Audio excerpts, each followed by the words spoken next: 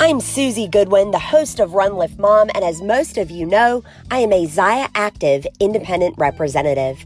This summer, we are celebrating our 4 pillars: activity, community, uplift, and light. We're doing everything we can to exemplify these pillars, and we hope this episode of Run Lift Mom inspires you to join us because it is about activity.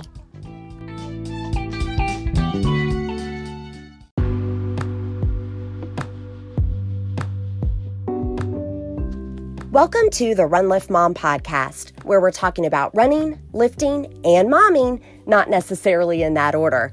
And sometimes it's just a bonus. That is exactly what this is at the end of my podcast with Rob Arnold of the Masters Athlete podcast. He flipped the script on me and asked me a few questions about marathon training and nutrition and life with 4 kids under age 5 as an athlete who is over 35. I filled him on it, and I want you guys to hear it as well. So without further ado, here I am talking to Rob Arnold of the Masters Athlete. All right. Well, we are going to flip the script here for a little bit. And you had a few questions for me as I'm not in running. I am a master's athlete. In running, it begins at age 40. But lo and behold, when I did the CrossFit Open, apparently I'm a master's athlete. Yeah. I talked a little bit about that this week on my podcast, where I talked about the CrossFit world and the many things that they've done for the master's athlete, and how I think it was in 2012 they started doing masters competitions, and I think now it's down to 35 years old rather than 50 from what it was back then. Yes, it is 35 years old. Yeah. Which is just crazy to me. You know, runners, we celebrate our age up birthdays. We don't really care about the birthdays that come within a 5-year segment, but like the 10-year ones are really big. The 5-year, so like my 35th birthday, it was like, holla, I'm in a different age category, and 40 will be really big as well. It was surprising to me to learn I was already considered masters. Yeah, and you can participate in eyes. You can do like USATF track events as a sub-masters too. Sub-masters. Yeah. All right. Because they have that at the national games this year. So. Wow. I love that it's being right. You know what, though? I mean, observing that tells us where Masters Athletics is going. Absolutely. That they are recognized, and there are categories, that there's a category for it in and of itself, and subcategories really says a lot about the promise of the future. Yeah, absolutely. So what, as far as your running, what challenges do you face as a mother of 4 now? Because I know that, you used to do a marathon a weekend, and I'd see you all over the social media with where's Susie now running. But what are the challenges you face now? Yeah. So, I mean, I am a 50-state marathon. I'm after it, right? So I've got 4 more states to do to have a marathon in each of the 50 states. And I'm kind of doing some do-overs within that to make sure each of those marathons is under 4 hours. So I'll be honest, under 4 hours is physically like I'm there, right? I've invested in strength training. I've invested in injury prevention. And so that's not that hard. The travel is really hard. And then the training for quality races is really hard as well. I'm not necessarily doing, like one year I did 15 marathons within a calendar year, including a couple of doubles, meaning a race on Saturday, race on Sunday. Body's not having that anymore. Yeah. But the training, I would say, is the biggest difference. So instead of a specific training schedule, i.e., on Monday, you're doing X workout. On Tuesday, it's X miles. On Wednesday, I do what I call minimum effective dose training. So that means it's lower volume, but I'm punctuating it with a lot of strength training to injury proof myself. And I just focus on total mileage and a key run. So I'll give you an example. This week, I'm in week 2 of a 10-week training cycle, 10, not 16, not 18, 10 weeks. And I'm doing 24 miles total, and 10 miles was my key run. Everything else happens anyhow. So like I've done a 10 miler and I've done 3 5Ks this week. That means that I've got 5 miles to get between now and Sunday however, because I'm just focused on that 24 and that 10. Does that make sense? Absolutely, absolutely. Now you have a huge base already because of your background, and so your base, as far as your ability to put on some mileage, is pretty good, pretty advanced. And so, but what would you recommend for someone that's, say like myself, who I've got 4 kids now, and I'm not a marathon runner. You wouldn't suggest I go out and do a 10-week program, would you? I would probably only bump it up to 12 or 14, depending on where your starting was. And the reason why I say that, Rob, is because I don't want to see anybody, even if they're like starting at the lowest denominator. I don't want to see anybody peaking. If they've got an 18-week training schedule, I don't want you to peak at week 15 or 16. And I think, and this goes into the age thing. I think, to be quite honest with you, at 37 years old, 18 weeks of training is too much for me. Not only am I abusing myself physically toward the end there, but then mentally, like it's not fun for me anymore. And I'm a Yeah, recreational athlete. So yeah, even if you're like starting from zero, I think for a marathon, probably a sweet spot is anywhere between 12 and 14 weeks total with a 2-week taper in there, meaning you take a rest to prepare your body for race day. that's fantastic. Good, good. So, what about nutrition? I know that with nutrition and having 4 small children under the age of 5, you can't always prep your meals like you used to. So, tell me a little bit about how you fit proper nutrition into your training now. Yeah, I mean, so, we just nerded out a little bit about folks in nutrition and fitness, the name. So, y'all, I mean, I used to do it all. I used to do like paleo within a zone template and all that kind of thing, double the fat blocks per Rob Wolf. Like, I mean, I was that girl. Okay. It's okay to be rolling your eyes right now. Um, and then after having 4 kids, so I have 3-year-old triplets and a 5-year-old. So, like 6 years ago, I had no kids, y'all. It happened very quickly. And I'm not as strict about my nutrition as I used to be. I definitely eat more like goldfish these days. But I'll tell you this. I don't try to make first of all, I don't make different meals for my children than I make for myself. So, like, yeah, I just don't. So we're not doing a lot of macaroni and cheese in this household because I don't eat that. And so my kids don't either. And then also, I make things that I love to eat that I consider delicious that are crowd pleasers for the kids, and I make them often. I don't have a meal planning document with 30 different dinners on it. This is what our week usually sounds like. Big salad on Monday, tacos on Tuesday, some sort of chicken dish on Wednesday. Thursday is going to be breakfast for dinner. And then Friday, we do a family dinner, all hands on deck. We're making whatever. So 4 out of our, 5-day work week, we're doing the same exact thing. But I So, like these things and they're good and they're healthy. so you find that having kind of a routine for your dinner because of all the children, having a little bit of a routine takes some of the guesswork out. It does. And think about breakfast for dinner. Like we did breakfast for dinner last night. And breakfast for dinner. So last night it was bacon, eggs. The kids got to have some waffles. I just did bacon and eggs. We all had fruit and we call it a day.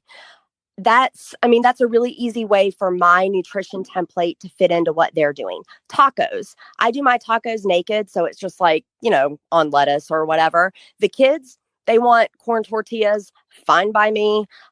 We have sometimes chicken, sometimes it's a ground turkey. So, sometimes we do sausage and sauteed onions, but it's Taco Tuesday. So, like, I know on Tuesdays we're having tacos. I've found it's funny. I love tacos because, and I have one of those bullet blenders, Yeah. and I put in some mushrooms and peppers and stuff like that, and throw that into the tacos, and the kids don't even notice it. It's fantastic.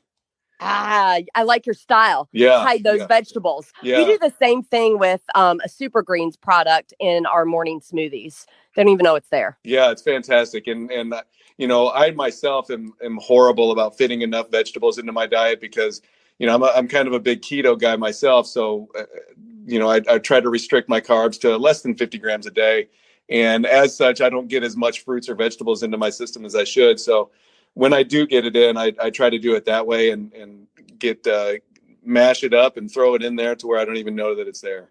I love it. And we eat like this. It's a variation, okay? Because I've fit it to my family as I just talked through. But this is not my original idea. This was actually Tim Ferriss wrote about it in the 4 Hour Body.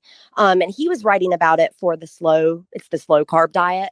But the takeaway is you're not like angry if you're eating the same thing over and over again. It's not boring, and you're not angry if they're meals that you legit love and you're like, ooh, I could eat this every day. The key though is make those meals healthy. Yeah. Yeah.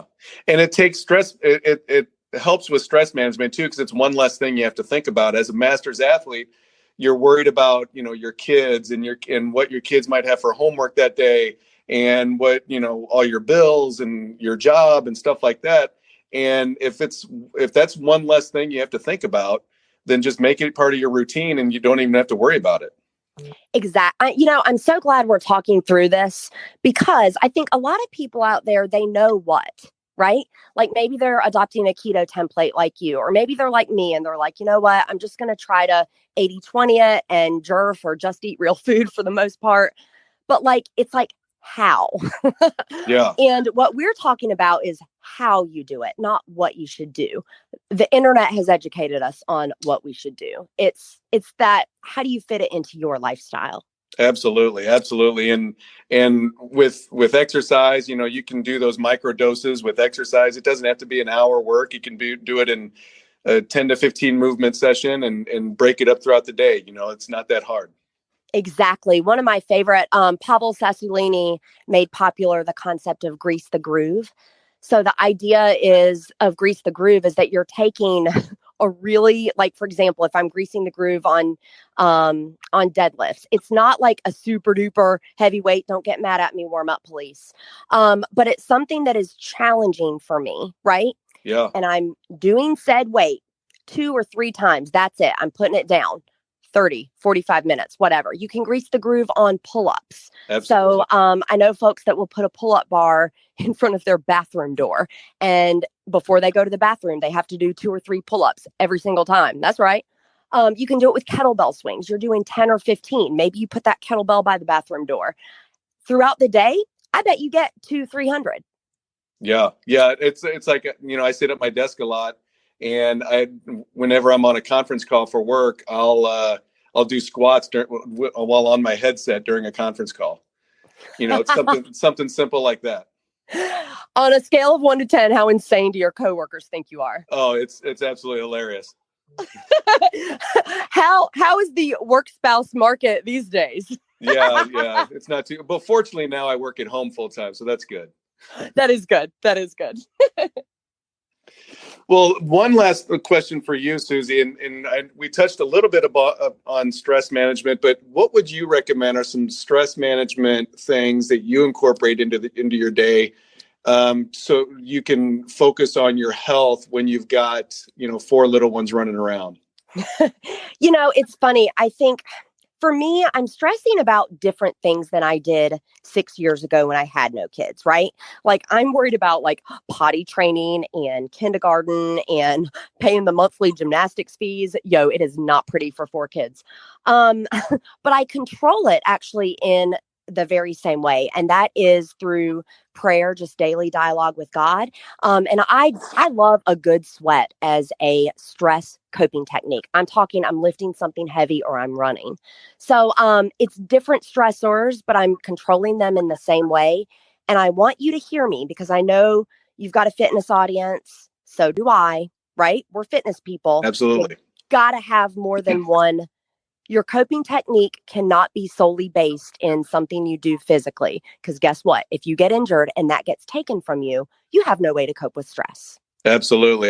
It's funny because I've started incorporating 5 to 10 minute meditation into my routines over about the past year. And there's plenty of apps on your phone that can help with that. And for me, it's just about taking 5 to 10 minutes and thinking about nothing, and just allowing my body to relax. Because again, having kind of like you, I have 4 kids, I have 2 dogs. I got and the 4 kids are ranging from 8 years old to 17, and I don't like any of them usually. And and so I need a few minutes to just relax. And the 5 to 10 minutes of meditation where it's just me and absolutely nothing else, it has helped me out a lot to where it's a different kind of stress relief than the exercise. Yeah. Yeah. Fantastic. Well, thanks for all that information, Susie. That was good stuff.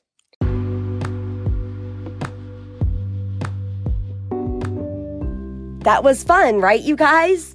I hope you enjoyed hearing about marathon training and nutrition and stress management. I'm a busy mom, but I don't mind sharing my secrets.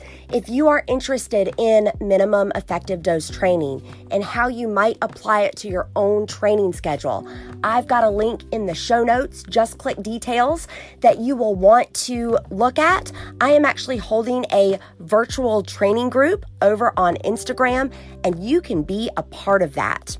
Until I get into your earpiece again, remember, for while bodily training is of some value, godliness is of value in every way, as it holds promise for the present life and also the life to come. That's from 1 Timothy 4:8, and this has been the Run Lift Mom podcast. Hey, Run Lift Mom listeners, you know I'm the mom of 4 kids under age 5, and therefore I am always looking for ways to work smart, not hard. Anchor is the smartest way to make a podcast. Let me tell you why. First of all, there are creation tools that allow you to record and edit your podcast right from your phone or computer, but Anchor will also distribute your podcast for you, so then it can be heard on places like Spotify, Apple Podcasts, and a whole lot more.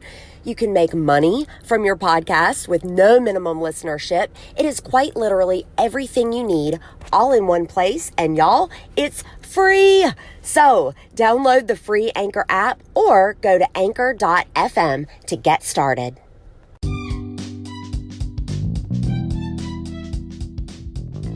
It's time for the Zaya Active item of the week. And this week, it's the men's Camo pocket athletic short. This is a pattern that looks strong, and it's also our first pair of shorts that has a liner. You heard me. It's got a quick drying fabric and then a fully lined interior now. It's ideal for both wet and dry sports. There's also a mock front fly for a look that goes from gym to street, as well as a front pocket. It's kind of one of those invisible zippered pockets to hold keys, phone, whatever. There are flat seams on both layers, the interior and the shell, to prevent chafing, and this thing is true to size. Bonus, we've even got a boys version if dad wants to twin with his son, or if he wants to be the cool uncle.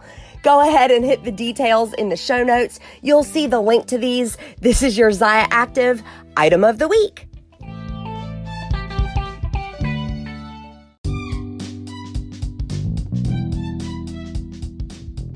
Thank you for your support of the Run Lift Mom podcast. This is a passion project for me that began in February of 2019 and now has over 10,000 listens.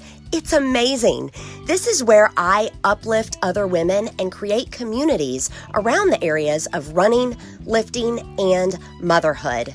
If you haven't yet done so already, please rate, review, and subscribe. That helps folks find the podcast, and it keeps this passion project going.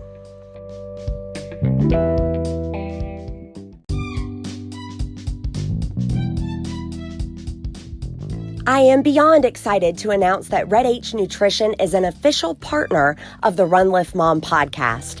I've been a Red H sponsored athlete since November of 2018, which means that I've trained for multiple marathons, a 100K trail race, while using these products to supplement my training as well as on race day. And I think that you can take it to the bank. They work. Some of my favorites are Super Greens, Super Flexi, and ZenRem, but you can click on details in the show notes to shop Red H Nutrition and check it out for yourself.